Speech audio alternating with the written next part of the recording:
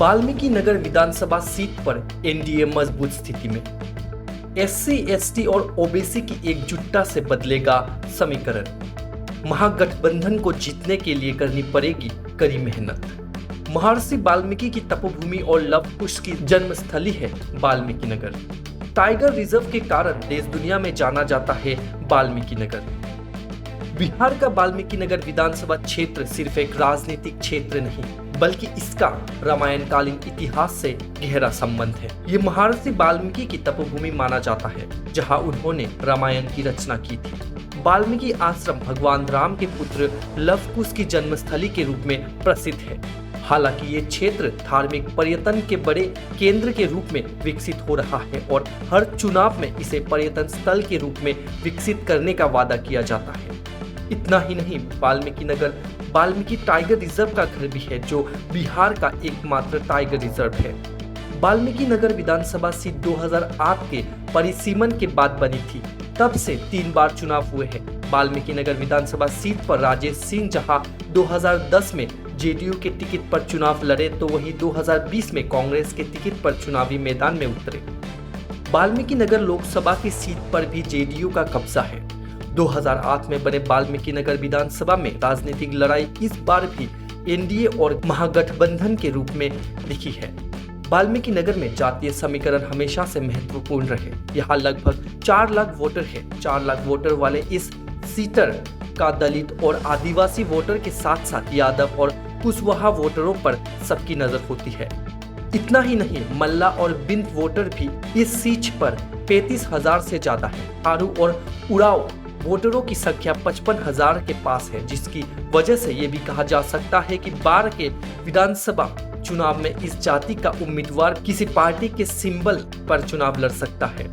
महागठबंधन इस बार इस सीट पर जातीय गठबंधन के बदौलत ही खेला कर सकती है, तो वही दूसरी पार्टियां भी जातीय समीकरण के जरिए यहाँ उम्मीदवारों पर दांव लगा रही है।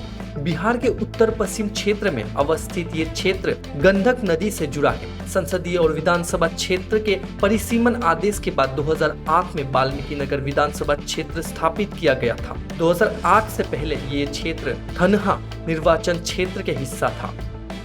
विधानसभा परिसीमन के बाद पहला चुनाव वर्ष 2010 में हुआ। आजादी के बाद से 1952 में हुए पहले विधानसभा की शुरुआत मनेर विधानसभा से हुई थी। ये क्षेत्र वाल्मीकि नगर राष्ट्रीय उद्यान और टाइगर रिजर्व के लिए प्रसिद्ध है, जो नेपाल की सीमा से सटा हुआ है। वाल्मीकि नगर विधानसभा क्षेत्र का गठन वर्ष 2010 में हुआ। इससे पूर्व ये विस क्षेत्र धनहा विधानसभा क्षेत्र के रूप में पहचाना जाता था।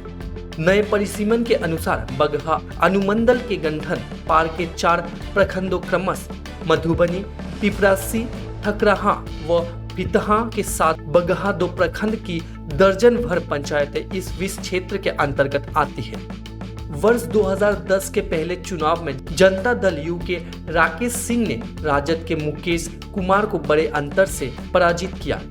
इसके बाद वर्ष 2015 में हुए विधानसभा चुनाव में ठीक पूर्व एनडीए गठबंधन में दरार पड़ी, तो इस सीट से भाजपा के सहयोगी रालोसपा ने सुरेंद्र प्रसाद कुशवाहा को उम्मीदवार बनाया, जबकि महागठबंधन से कांग्रेस ने मोहम्मद इरशाद हुसैन को टिकट दिया।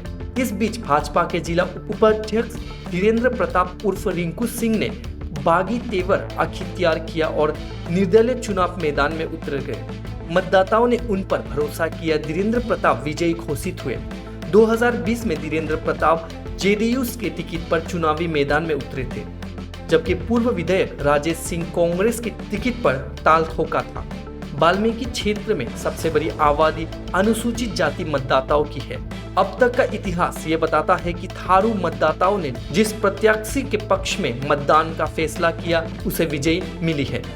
मतदाताओं की संख्या मतदाता सूची 2024 के अनुसार वाल्मीकि नगर विधानसभा क्षेत्र में कुल 3,45,890 मतदाता है। इसमें से 1,83,951 पुरुष मतदाता तो 1,61,918 महिला मतदाता है। इस विधानसभा क्षेत्र में 21 वोटर थर्ड जेंडर वाले हैं। कुल मिलाकर कहा जा सकता है कि वाल्मीकि नगर विधानसभा सीट पर एनडीए मजबूत है। बावजूद इसके यदि महागठबंधन जातीय समीकरण को साधते हुए अनुसूचित जाति, मुसलमानों और ओबीसी वोटरों को एकजुट करने वाला उम्मीदवार खड़ा करता है तो पासा पलट सकता है। वैसे भी ये सीट 1990 से पहले कांग्रेस का सबसे मजबूत सीट माना जाता था। Bureau politics plus.